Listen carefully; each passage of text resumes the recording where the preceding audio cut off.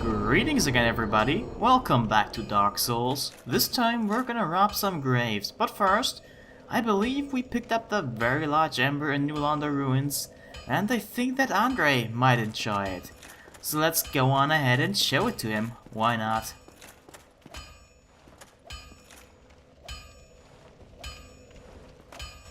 Well, I'll be. That's a brilliant ember you've got there. For all my years in the trade, that might be the finest. How's about you leave that ember with me? I'm just an old smith. I'd give my left arm for a gem like that. I see. 'Tis a pity. But perhaps you'd... No. It's quite all right. Quite all right, indeed. I'll be seeing.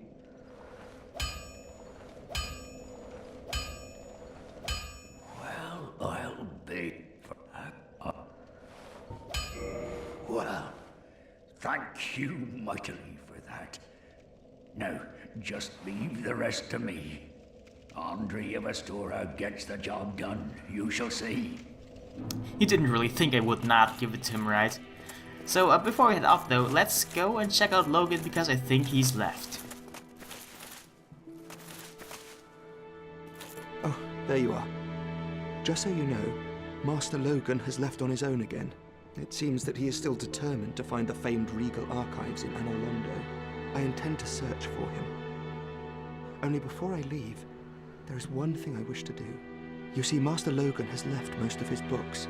With them, I could teach you Logan's sorcery. You have done much to assist me. Before I leave on this journey, I will teach you all that Logan has to share. Oh, hello. You made it. Then let us begin. As promised, I shall bequeath Master Logan's sorcery to you. It's not that I'm concerned for Master Logan's welfare.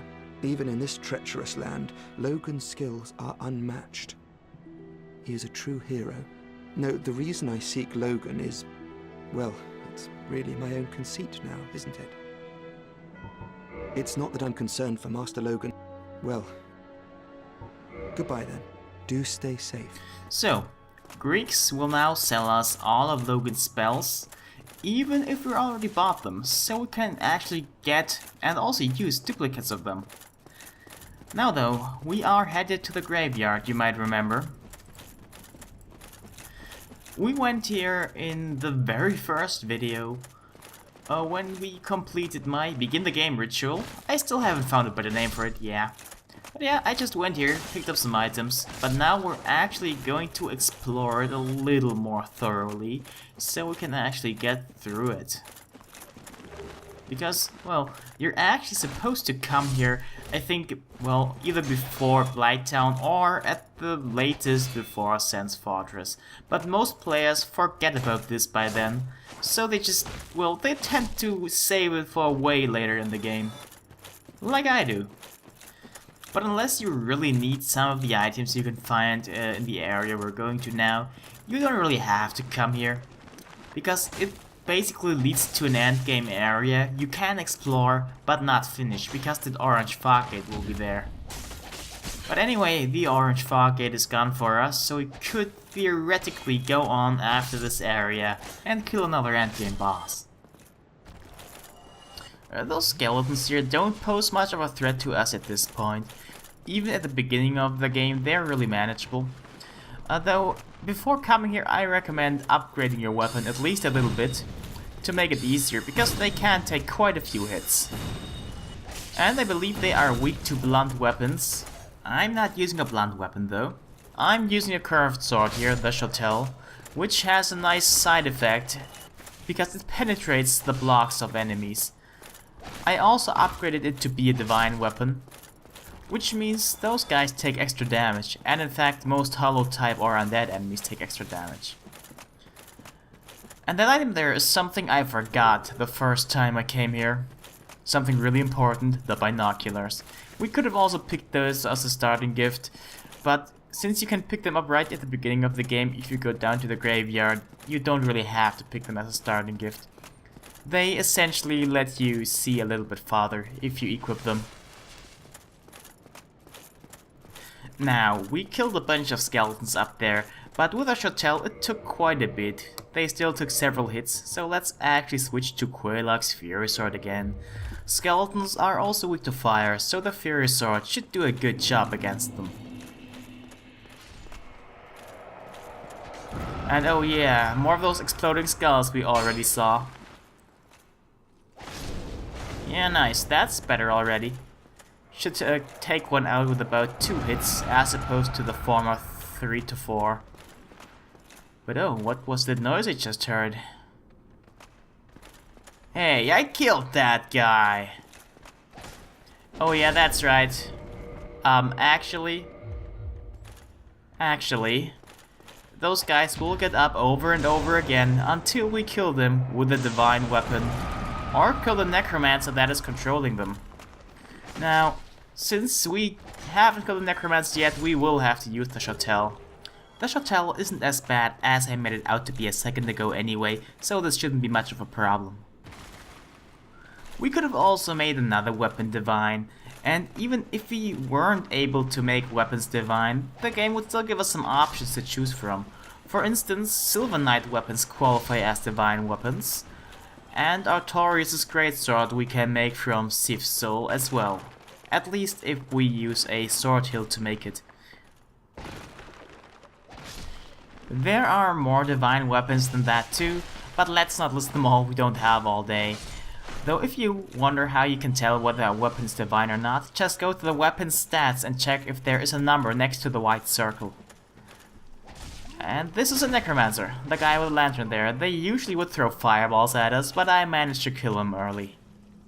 Of course he's not the only one here, so only the skeletons in this area won't get up anymore. And it's important to push that little switch there because it will open the way onwards. And hey, Invader, that means we can't use the bonfire. So let's take care of him real quick. Or do what we usually do and die trying. This time around we at least won't have to worry about them blocking, both because they don't have their shield active and I'm dead already. Whatever.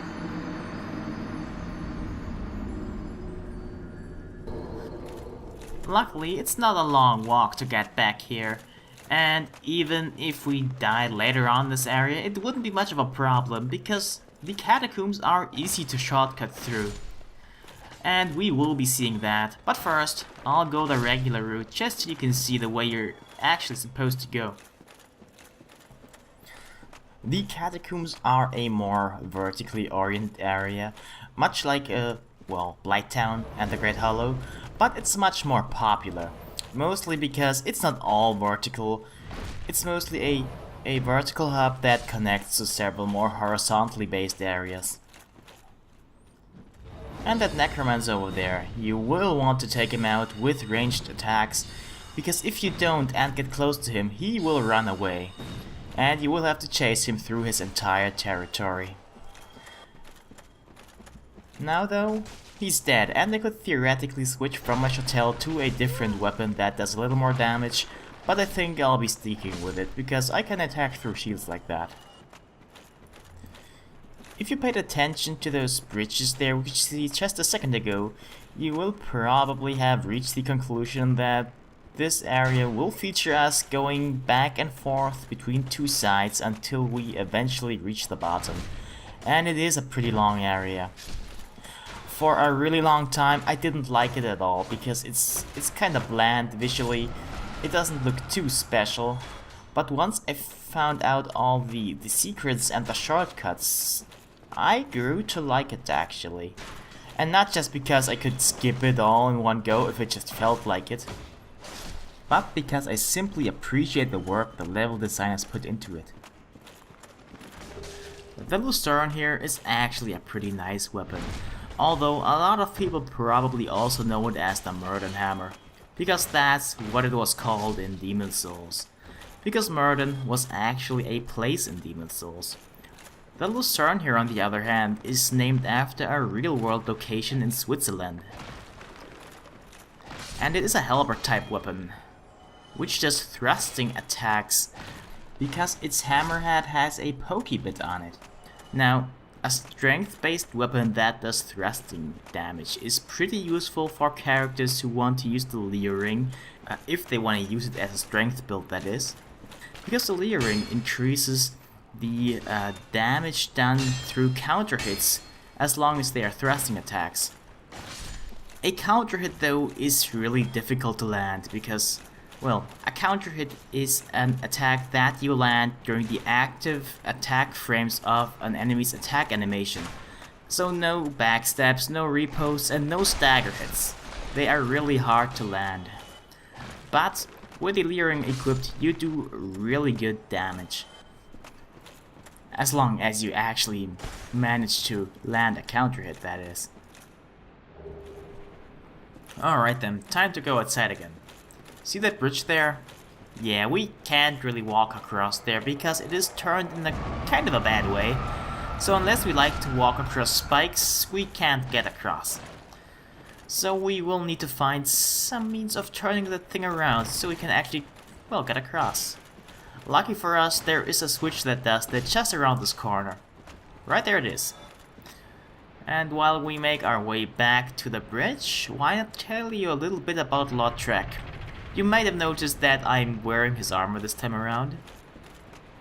But I didn't really get much of a chance to talk about him yet, mostly because most of the stuff that is to say about him is what's immediately apparent anyway. But there is some stuff that's not immediately apparent, and that's actually kinda interesting. So let's read the description of the armor. Apparel of Lautrec the Embraced, representing the goddess Fina's love. And then the armor reads, the goddess's arms wrap around it as if to embrace the wearer. And if we look at the armor, we can actually see some arms coming from the front to the back, and it really looks as though he's being embraced. Now, and then the other pieces of equipment also read, during his solitude, he forsook everything, because he believed in the goddess's love for him. I might elaborate a little bit on that later, maybe. For now though, you will have noticed that I drew out those skeletons instead of approaching them, and you might wonder why. The answer is there is a necromancer ahead, and if we had come closer to those skeletons, he would have shot fireballs at us, and I think you can see why that is hardly ideal. Lucky for us, we did it like this, and had a really easy time. Now in this room here, you will notice a little odd colored patch of ground here, maybe. And this is what happens if you step on it. Right, you drop down. And down here are two crystal lizards. This is basically the reason to come here. I missed one of them, but no biggie. We can come back any time to get him. Crystal lizards, they always give us twinkling titanite and usually also some other titanite. But not necessarily. Now, up there we will find a way back to the first switch we used to well, turn the bridge around so we could walk across safely. And what better way to get back there than another one of those odd colored patches of ground.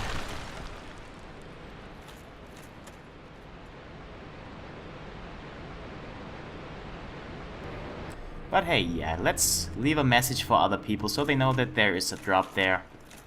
Might not be expressed that well, but hey, yeah, look at this. We can actually see the messages we have set down for other people to view, and no one has rated my messages. That makes me sad. But I forgot to pick this up from the Necromancer before. The Skull Lantern. It's an item that will come in handy later. It basically casts a little light so we can see better. So if we are in a dark area, we now have a nice little flashlight. Of course, there are two other much better ways of generating light, so I probably won't be using it much. Oh, and the Skull Lantern is a random drop, but I do believe that the last one always will drop it unless you've already gotten it. Oh, and by the way, I failed to mention this earlier because I was talking about Lautrec at the time, but when walking past those little statues, you should always be careful, because they have a habit of producing little spikes that will mess you up. Of course, there are also statues that don't do that, And you can tell them apart by looking closely at them. The ones that will attack you with their spikes will actually have 3 little holes on their chests. They resemble masks that we might find later. So just walk past that little stone door, gate, wall, whatever it is. And last time we saw one of those, we need to go a little bit downstairs and find the switch to lower it. And down there, that looks like it's quite a drop, but we can actually drop down there and survive it. We won't do that now though, but later. Anyway, here's the switch that we need to push so we can actually make some progress. By now I reckon you're pretty bored of skeletons, and well, yeah, so am I. This is a big complaint I have with this area.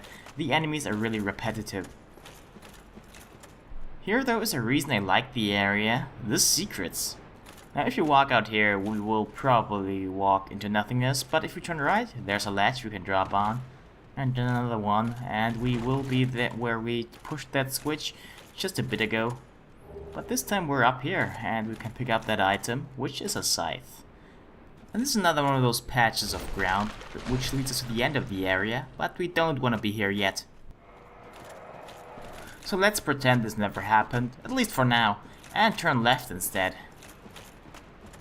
So now we're here. There's another one of those little spiky bridges which we need to turn to progress. And last time the switch was pretty nearby, and I don't think it'll be much different now. Though from the last switch, I didn't point it out, but I showed it to you, we could actually see a bonfire. And from the last switch, we could also see this switch. And right over there is actually the switch, we could see it there. So the bonfire should be maybe accessible from somewhere here, I'm not too sure. Oh hey! That explains a lot. Now here is the bonfire that we could see from right over there through that little crack in the wall. Isn't that nice? We now have a checkpoint inside the catacombs. So about Lautrec. A little bit earlier, I basically read his armor's descriptions and left it at that, so now how about a little bit of interpretation. So Lautrec apparently goes around and kills firekeepers in the name of the goddess Fina? Maybe? I'm not sure. Well, the first time we met him was in the Undead Church, and on the altar down in the Undead Church was actually the corpse of a firekeeper holding a firekeeper soul. Now, it might have been Lautrec who killed her, I'm not sure, but it's definitely possible. Now the second time he killed a firekeeper, at least to our knowledge, was Anastasia of Astora, right at Firelink Shrine. But he took Anastasia's soul and he left the soul of the firekeeper in the Undead Church.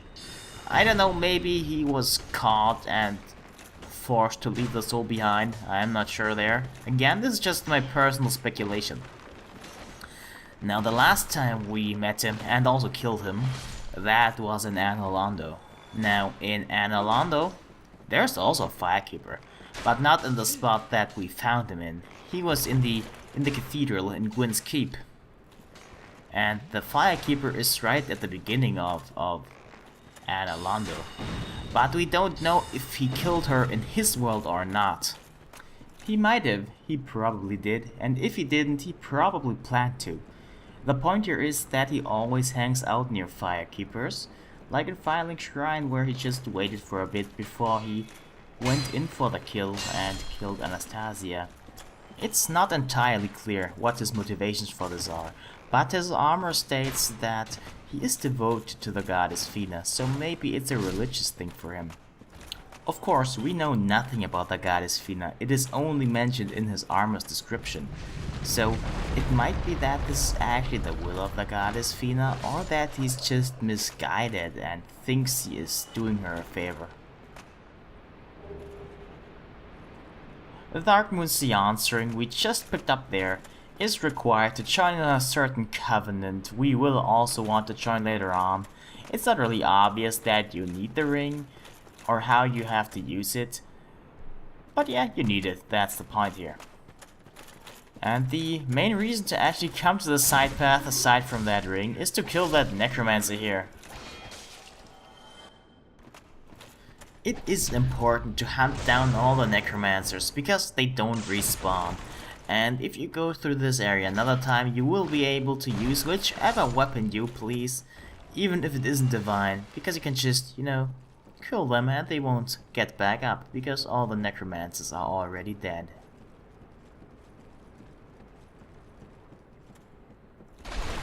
Now up here we will find another one of our old favorites. Can you guess which it is? No, not spike traps. The odd color patches of ground, and hey, the tranquil walk of peace, which does what the stone guardians in the forest do. But we don't want to be here, this is the beginning of the area. Yeah. This time let's not break that wall. It is for some odd reason restored anyway. But yeah, the walk of peace, tranquil walk of peace I mean, of course.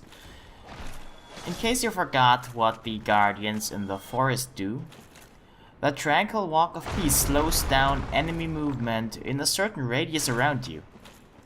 It used to be really broken because it lasted for like 30 seconds, now it's more like 10 maybe. So it's not that useful. Its main use was in PvP anyway. In PvE, I guess, it's still to some degree useful if you know how to use it. But it takes a time to cast, so it's probably not the... Oh, crap. I didn't see that coming. Yeah, if those skulls gang up on you and explode all in your face at the same time, bad things can happen. So don't let them happen.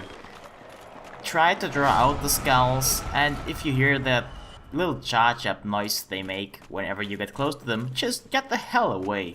Now when I died, I got really unlucky. Normally they don't do that.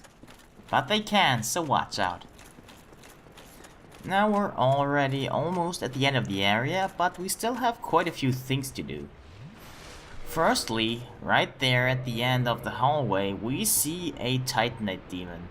So to take him out, I reckon I should take a weapon that does a lot more damage than the shotell, because they tend to take a lot of hits, and I don't think I want to chip away slowly with a shotell.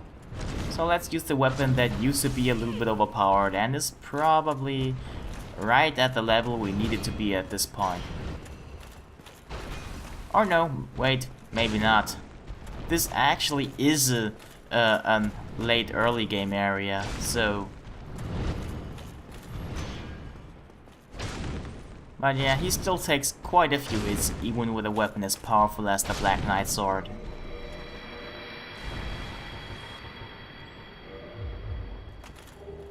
And of course, we get some Titanite. And also Eyes of Death, is that a hint perhaps towards something? Maybe, I don't know. Anyway, I feel tired. Let's take a rest, sleep in this coffin. It looks kinda comfy, so why not? Let's just lay down for a second.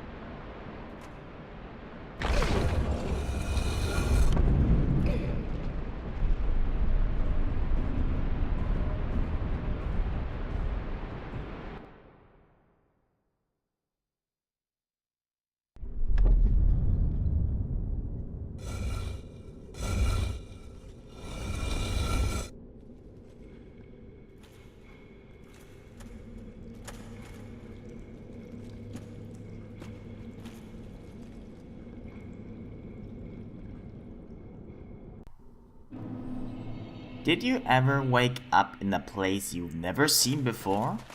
Happens all the time to me, and Tomb of the Giants? That doesn't sound like a nice place, to be honest. But anyway, now that we're already here, why not explore this place? Doesn't seem to be much here though, except those giant coffins, and it moves. The sarcophagus of the Gravelord, huh? And we can join the Gravelord Servant covenant here. Now, the Gravelord Servants is kind of an interesting covenant, though sadly I have to say it's kind of broken. Luckily it's easy to grind levels for if you need to without online play, because all you have to do is offer Eyes of Death to the Gravelord to level it up.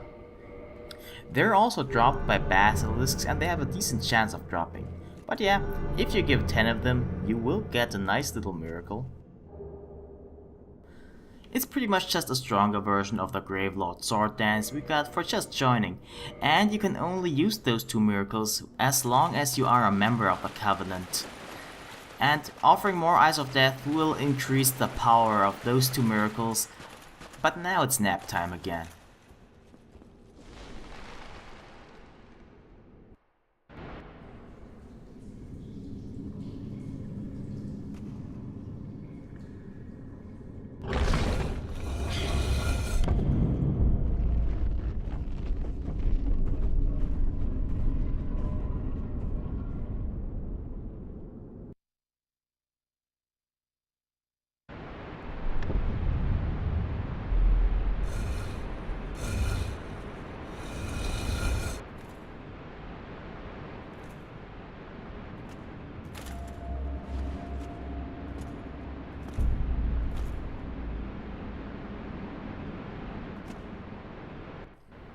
I just had the craziest dream. In it, I joined a covenant that, well, basically allows me to infest other players' worlds, up to 3 of them at the same time in fact, if I use an Eye of Death.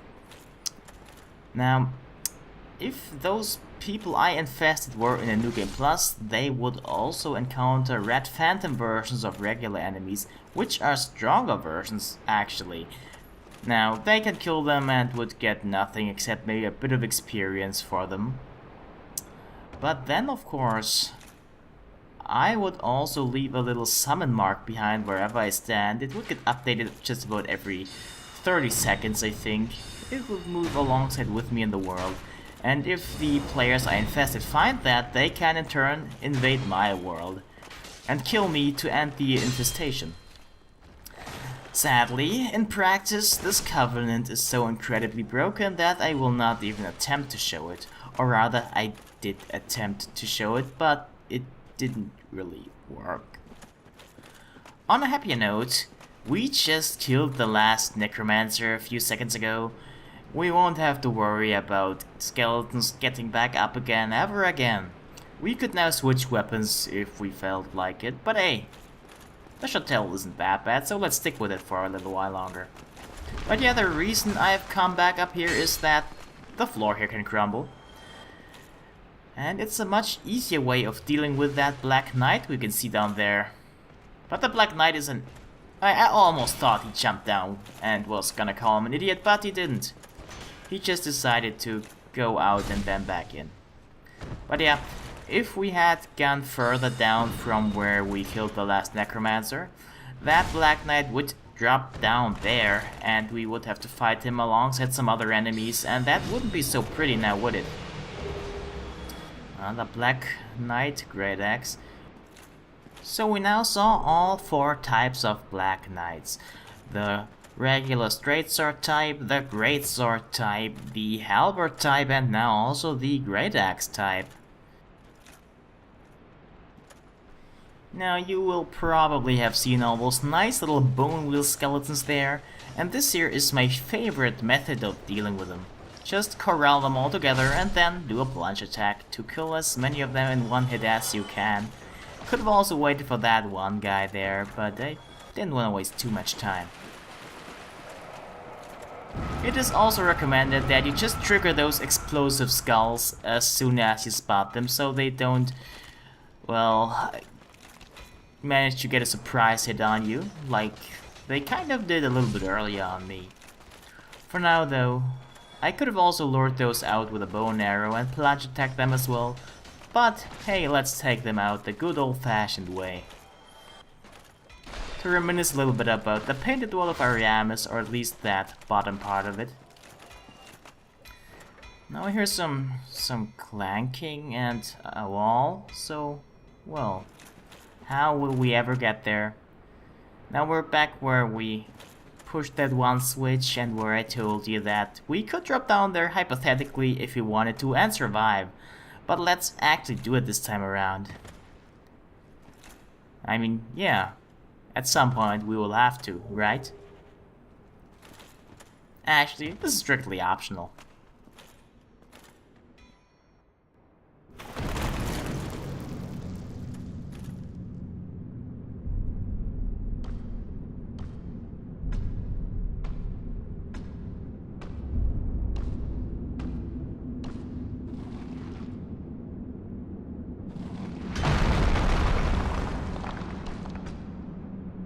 Be gone with you. You'll spoil my focus.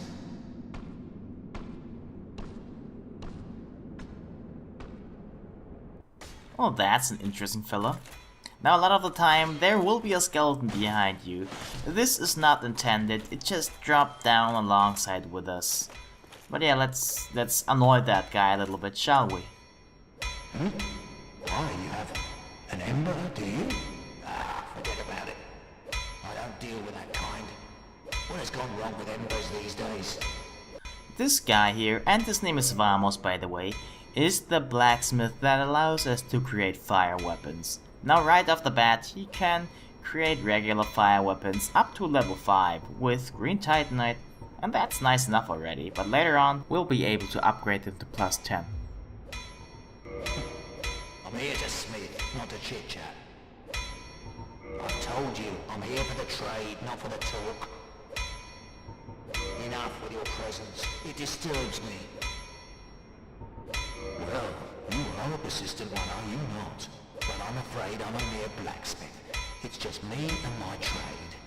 I would be of no help to a righteous warrior such as yourself. I've told you I have nothing to discuss.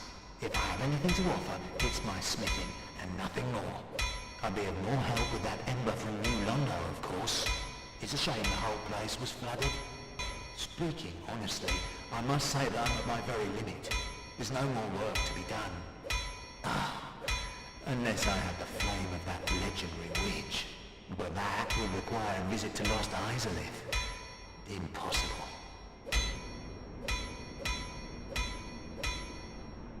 Well, what was that about? Don't be coming around here without a good reason. Neither of those embers he mentioned are actually in the areas he said. But anyway, yeah, now we're at the bottom here, and I promised to show you a little shortcut. So now, let's actually show you that shortcut right away. So here we can drop down there. And usually I would recommend looking down there to see where the skulls are, and if they're close to where you would land, you should probably wait a little bit until they're away. But anyway, yeah, now you can drop down here. And there will even be a little summoning sign. Now that's convenient, because I think we're about to approach the boss since this is the end of the area. So let's summon that guy. Paladin Leroy. Now, if you know your internet memes, you will know another paladin who went by the name Leroy. But that guy isn't like that guy at all. He is incredibly powerful. He's pretty much a badass. I'm not sure if Tarkus and him were to fight who would win, but just look at the damage he does to those bone wheels, if he gets a hit in. I mean, he should be able to get a hit in. And also look how he takes these hits. Oh yeah, that's some really nice damage right there. Now, there isn't much to talk about him lore-wise, at least not for now. I'll save that for a little bit later. All you need to know right now is that he can kill pretty much everything with just a few hits. And I'm glad I have him with me because we are about to fight a boss. Be wary of boss, yes buddy, yes. I know that feeling. Let's jump into the fun right away. Oh, another one of those bosses that don't start the fight right away through the fog gate. This doesn't bode well.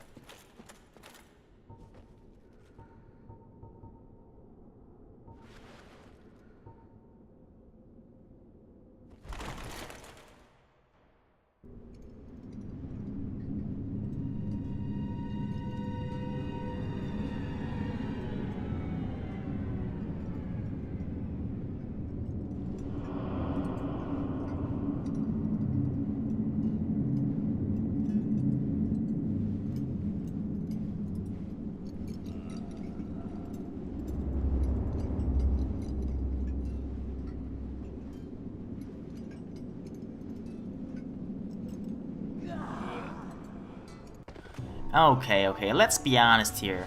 This here is Pinwheel, and Pinwheel is a sad excuse for a boss. He's the easiest boss in the game. In fact, if you were to die against him, you'd have to be a complete and utter idiot who doesn't know shit.